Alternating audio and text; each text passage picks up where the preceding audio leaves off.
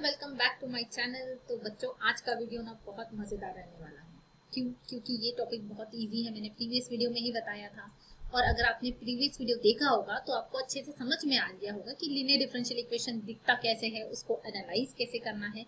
जिन्होंने नहीं देखा होगा डिस्क्रिप्शन बॉक्स में जाकर जरूर देख लेना, तब आपको आज का वीडियो बहुत एग्जाम्पल्स जो है आज के आसानी से समझ में आएंगे। ठीक है, तो मजेदार वीडियो स्टार्ट करते हैं। आज के एग्जाम्पल सॉल्व करते हैं एंड बिलीव मी, आज बहुत मजा आने वाला है आप लोगों को। सो इस टाइप का क्वेश्चन एग्जाम में दिया है। ठीक है, क्वेश्चन आपके ऊपर में छोड़ दिया है, सॉल्व दिस। अब आपने इतने सारे टॉपिक्स पढ़े हुए, इतने सारे चैप्टर्स पढ़े हुए, उसमें कहीं से भी एकदम से क्वेश्चन दे देते हैं ये यूनिवर्सिटी वाले, या फिर वो भी आप एग्जाम्पल दे रहे हो कि बस सॉल्व। अब कुछ तो देना चाहिए ना कि कौन सा है, कौन से टाइप का है, कहाँ से आया क्वेश्चन, कैसे पता चले। तो इसीलिए आपको प्रैक्टिस करनी है। इसीलिए मैं बार बार वीडियोस में बताती हूँ कि जब आप प्रैक्टिस करते हो तो क्या होता है कि हम एक टॉपिक लेते हैं, उस टॉपिक पे एग्जाम्पल सॉल्व करते हैं, तो हमें पता है ये इसी टॉपिक का क्वेश्चन है। बट एग्जाम में जब आता है तब क्या होता है, इतने सारे यूनिट्स में से, इतने सारे चैप्टर्स टॉपिक्स में से कोई भी एग्जाम्पल कहीं पर भी आ जाता है। ऑफकोर्स उस यूनिट का आपको पता है कि यहाँ पे आने वाला है, बट कौन सा टॉपिक है ये आपको एनालाइज करते आना चाहिए। इसीलिए प्रीवियस वीडियो में आपको डिटेल में एक्सप्लेन किया है। अगर देखा होगा तो आप देखकर ही समझ जाओगे कि ये लीनियर डिफरेंशियल इक्वेशन है, and that too linear in what, it is linear in y, है ना। तो जैसे एनालाइज कर लिया तो आधा काम तो वही खत्म हो गया। बस अब आपको ये पता है कि अगर लीनियर डिफरेंशियल इक्वेशन है तो उसका सोल्यूशन इससे दिया जाता है। ठीक है, तो अब बैकवर्ड चलते हैं। अगर सोल्यूशन ऐसा है तो उसके लिए क्या निकालना पड़ेगा, उसके लिए इंटीग्रेटिंग फैक्टर निकालना पड़ेगा। इंटीग्रेटिंग फैक्टर के लिए किसकी जरूरत पड़ेगी, p की जरूरत पड़ेगी, और सोल्यूशन में q की जरूरत पड़ेगी। मतलब ये सारी चीजें, ये जो वर्किंग रूल है उस हिसाब से हमें चलना है। तो let us start with the solution. तो सबसे पहले गिवन डिफरेंशियल इक्वेशन इज, या given equation is what, linear differential equation. ठीक है, आप लिख लोगे उसको, इक्वेशन नंबर 1 दे दोगे। उसके बाद ऑन कंपेयरिंग विथ, क्या करोगे आप, किसके साथ कंपेयर करोगे, स्टैंडर्ड जो इक्वेशन है हमारा, that is dy by dx plus py equal to q। ठीक है, पहले तो चेक किया कि आपने सबने कि ये बराबर है कि नहीं लीनियर डिफरेंशियल इक्वेशन। मैंने बोल दिया मतलब हो गया क्या, ऐसा नहीं होता है, आपको खुद चेक करना है। देखो, सबसे पहले इसका कोएफिशिएंट 1 होना चाहिए, बिल्कुल है। देन यहाँ पर y को छोड़ के जो भी टर्म होगी वो हमें दिख रही है, ये हम p मानते हैं। And it should be either a function of x, या तो वो कांस्टेंट होना चाहिए, बिल्कुल है। ये क्या हो गया हमारा, ये भी राइट हैंड साइड में या तो फंक्शन ऑफ x होना चाहिए, ये कांस्टेंट होना चाहिए, तो बिल्कुल है फंक्शन ऑफ x है। तो अब यहाँ से हम आसानी से लिख सकते हैं कि what is our p and what is our q। Working rule बताया था आपको, सबसे पहले क्या करना है, कंपेयर करके। अच्छा, एग्जाम में से स्टेप्स लिखने की जरूरत नहीं है, स्टेप 1, स्टेप 2, स्टेप 3, ये आपकी अंडरस्टैंडिंग के लिए है, आपको आसानी से याद हो जाए, इसीलिए मैं आपको इस तरीके से बताती हूँ। एग्जाम में डायरेक्टली लिखोगे on comparing with p equal to, क्या दिख रहा है यहाँ पे, जो भी y के साथ है, मतलब यहाँ p मिल गया हमें 1 बाई एक्स, देन q मिल गया हमें राइट हैंड साइड जो भी होता है that is your 3x, p and q मिल गया। तो अब हम स्टेप 2 पे आगे बढ़ सकते हैं, मतलब हम इंटीग्रेटिंग फैक्टर निकाल सकते हैं। So therefore integrating factor is equal to, ठीक है, इसका नाम क्या होता है बताया था मैंने प्रीवियस वीडियो में, this is called as integrating factor. और ये क्यों निकालना है, क्योंकि सोल्यूशन में इसकी जरूरत पड़ेगी। तो इंटीग्रेटिंग फैक्टर का फॉर्मूला क्या होता है, e raise to power integration p dx। अब p तो आपको पता है, एंड dx कहाँ से आया, तो ये याद रखो बच्चों, जब हमारा इंडिपेंडेंट वेरिएबल x होगा, यहाँ पर जो भी डिनोमिनेटर में होता है या जो भी इंडिपेंडेंट वेरिएबल होता है वही यहाँ पे विथ रिस्पेक्ट टू दैट ही आप डिफरेंशियल लिखोगे। मतलब जो dx है वो बिकॉज यहाँ x है, अगर यहाँ वेरिएबल s होता तो आप क्या लेते, इंटीग्रेशन e p ds। ये ध्यान में रखना है, जो भी वेरिएबल यहाँ दिया है वो वेरिएबल यहाँ पर आएगा। ठीक है, एंड अगर आपको अभी नहीं भी समझ में आया ना, तो जब आप इंटीग्रेशन में जब p की वैल्यू डालोगे ना, तब आपको खुद ही समझ में आ जाएगा कि यहाँ कौन सा वेरिएबल आना चाहिए। अगर गलती से आपने यहाँ y लिख दिया, कई बार ये बच्चे एग्जाम में गलती करते हैं, कहीं पर x लिख देते हैं, y की जगह x, x की जगह y। तो अगर सपोज आपने यहाँ पे एग्जाम में इंटीग्रेशन p dy लिख दिया गलती से, ये फॉर्मूला, तो आपको कैसे समझेगा, देखो आपकी मिस्टेक। जब आप यहाँ पर लिखोगे इंटीग्रेशन p की वैल्यू डालोगे तो आपको दिख जाएगा p is 1 by x, and 1 by x है, मतलब उसका integration with respect to x ही करना होगा, है ना। नॉर्मली यहाँ पे जो फंक्शन ऑफ होता है ना, बस कांस्टेंट आया तो फिर आपको पता नहीं चलेगा, अगर गलती से यहाँ 3 होगा तो नहीं पता चलेगा, बट नॉर्मली ये फंक्शंस ऑफ x ही दिखेंगे आपको एग्जाम में जो भी क्वेश्चंस आएंगे।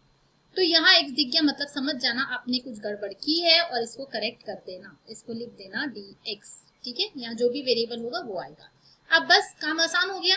Integration e raise to p 1/x क्या होता है, it is integration of log x, right. अब integration of yes sorry integration हट जाएगा यहाँ से, integration of 1/x is log x, तो आपने लिख लिया log x। अब आपको एक चीज पता होगी अच्छे से कि e raise to log of f of x is equal to f of x, ये एक स्टैंडर्ड फॉर्मूला है। इसका मतलब क्या है कि अगर e और log e raise to log अगर कोई वैल्यू है तो उसका जो भी आगे जो भी फंक्शन होगा वो वैल्यू मिल जाती है। For example e raise to log x square है अगर, तो क्या होता है हमारे आंसर में, आंसर उसका डायरेक्टली ये कॉम्प्लिकेटेड थिंग का आंसर मिल जाता है x स्क्वायर, ये ऑलरेडी आप लोग पढ़ चुके हो। मतलब इन शॉर्ट हम ये बोल सकते हैं कि ये दोनों एक दूसरे को कैंसिल करते हैं। ऐसा करना नहीं है एग्जाम में, ये लिखना नहीं है, बट बता रही हूँ आपको याद रखने का तरीका, ये दोनों एक दूसरे को कैंसिल कर देते हैं और ये जो टर्म होती है वो यहाँ पर आ जाती है।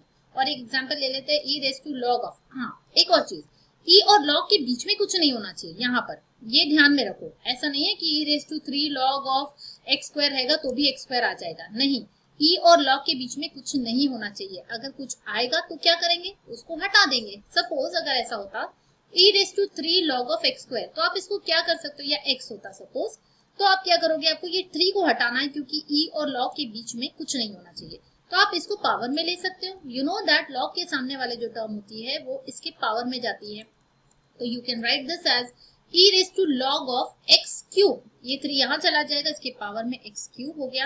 एंड अब e और log एक दूसरे को कैंसिल कर देंगे। ये ऐसा एग्जाम में नहीं लिखना है, बार बार बता रही हूँ, याद रखने की ट्रिक है वो। तो आंसर यहाँ पर जो भी होता है वो आंसर आ जाता है x क्यूब। तो coming back to our question, अब हमारे इसमें देखो कुछ भी प्रॉब्लम नहीं है, e और log के बीच में कोई टर्म नहीं है, डायरेक्टली e log x है, तो इसका सोल्यूशन आपको आ चुका होगा। इसकी वैल्यू हो जाएगी जो भी यहाँ पर होता है वो आंसर आ जाता है, दैट इज x। तो that means I can write over here now my integrating factor is equal to x। इसको हमेशा एग्जाम में आप बॉक्स बना के लिखोगे, ठीक है, बॉक्स बना के लिख दिया।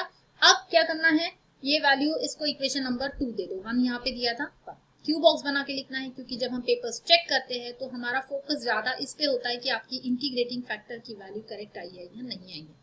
अगर आपने टीचर का काम आसान किया तो टीचर आपको आसानी से मार्क्स देने ही वाले हैं, ठीक है। तो उनको ढूंढना नहीं पड़ना चाहिए कि अरे इतने सारे इसमें आपने इंटीग्रेटिंग फैक्टर कहाँ लिखा हुआ है, सोल्यूशन कहाँ लिखा हुआ है। तो ये जो इंपॉर्टेंट चीजें होती है जैसे p की वैल्यू हो गई, q की वैल्यू हो गई, उसको आप बॉक्स बना के हाईलाइट करके लिखोगे तो वैल्यूअर का काम आसान होता है और उसका मूड अच्छा हो जाएगा, तो मार्क्स अच्छे ही मिलेंगे। नेक्स्ट आगे बढ़ते हैं अब सोल्यूशन की तरफ। तो सोल्यूशन का फॉर्मूला क्या है, ये देखो आपको ये लर्न करना है। The formula is y into integrating factor, y क्यों, क्योंकि यहाँ पर y न्यूमरेटर में था या डिपेंडेंट वेरिएबल था, तो y into integrating factor is equal to q into integrating factor dx, ये dx लिखना भूलना नहीं है, प्लस c। अब बस वैल्यूज पुट कर देते हैं, y तो y ही रहेगा, उसकी कोई वैल्यू नहीं पुट करनी है। इंटीग्रेटिंग फैक्टर क्या मिला हमें, x मिल गया, तो x आ गया। इंटीग्रेशन ऑफ q क्या था हमारे पास, q है 3x, राइट, तो q की वैल्यू पुट कर दी हमने 3x, ब्रैकेट्स डालना भूलना नहीं है, नहीं तो गलती करोगे। इंटीग्रेटिंग फैक्टर फिर से आ गया x, ये dx प्लस c। अब ये हो गया integration of 3x square dx plus c। यहाँ कुछ भी सॉल्व नहीं करना है, इसको एज इट इज बस एक्स वाई ज्यादा अच्छा दिखता है तो एक्स वाई लिख देते हैं, पहले x फिर y। अब इसका इंटीग्रेशन क्या होगा, it is x cube by 3, यहाँ पर पहले से 3 था, प्लस c, 3 कैंसिल, तो final answer is x into y is equal to x cube plus c। And इसको बॉक्स बनाना है और आखिरी में लिखना है इज द रिक्वायर्ड सोल्यूशन।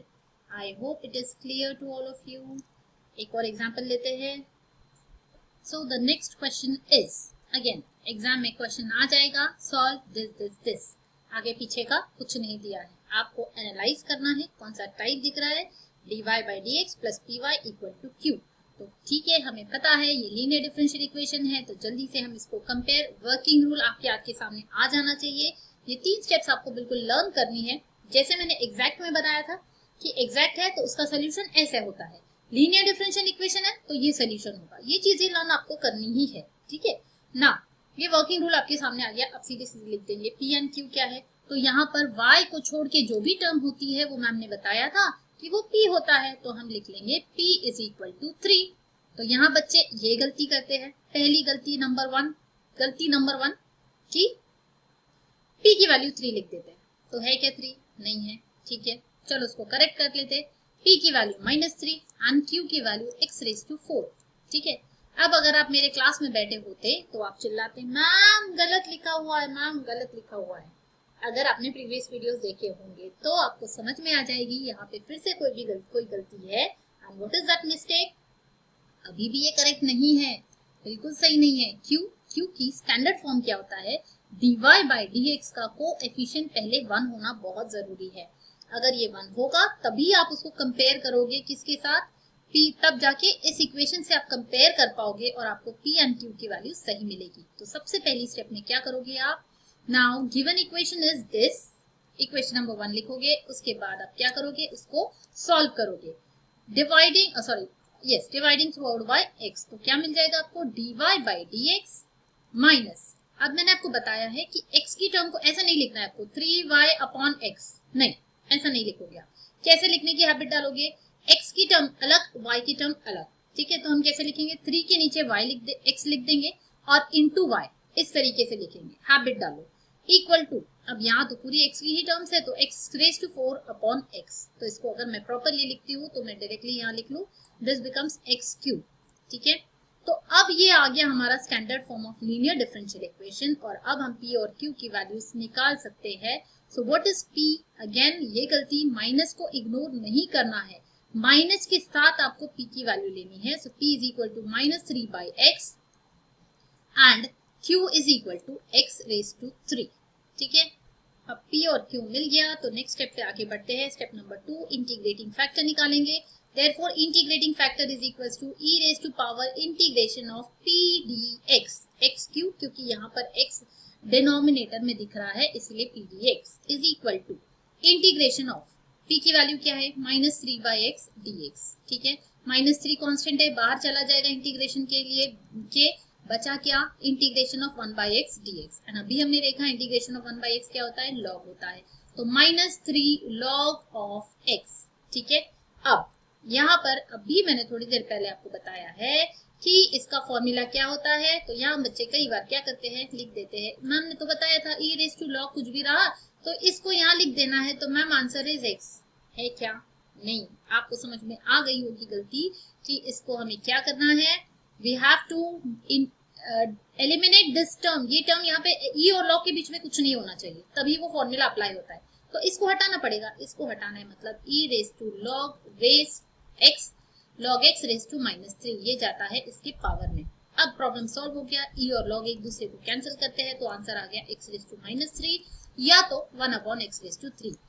इसके बाद क्या करना है, याद से लिखना है इसको एक बॉक्स में, this is the formula, integrating factor को बॉक्स में लिखना है। देन तो अब बस सारी वैल्यूज मिल गई है, फाइनल आंसर लिखेंगे। General solution is given by y into integrating factor यानी 1 upon x cube, integration of q, q की वैल्यू हमारे पास है x क्यूब, इंटीग्रेटिंग फैक्टर की वैल्यू है 1 by x cube, dx plus c ये कैंसिल हो जाएगा, integration of dx is x, तो ये आ गया इस तरीके से।